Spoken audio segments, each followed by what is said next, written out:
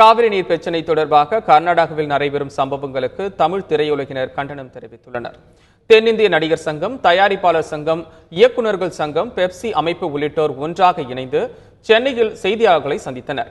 அப்பொழுது பேசிய தயாரிப்பாளர் சங்க தலைவர் தானு, கர்நாடகத்தில் நடைபெறும் சம்பவங்கள் கவலை அளிப்பதாகவும் தமிழர்கள் தொடர்ந்து தாக்கப்படுவது கண்டனத்திற்கு உரியது என்றும் குறிப்பிட்டார்.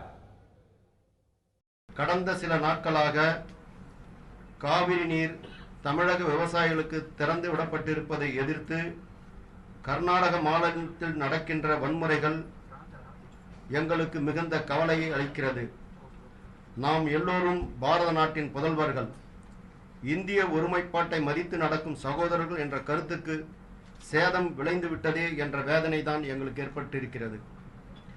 தமிழகத்திற்கு தண்ணீர் திறந்துவிட வேண்டும் என்ற உச்ச நீதிமன்ற தீர்ப்பை உங்களில் சாதாரண மனிதர்கள் புரியாமல் எதிர்ப்பது எங்களுக்கு வேதனையை தருகிறது.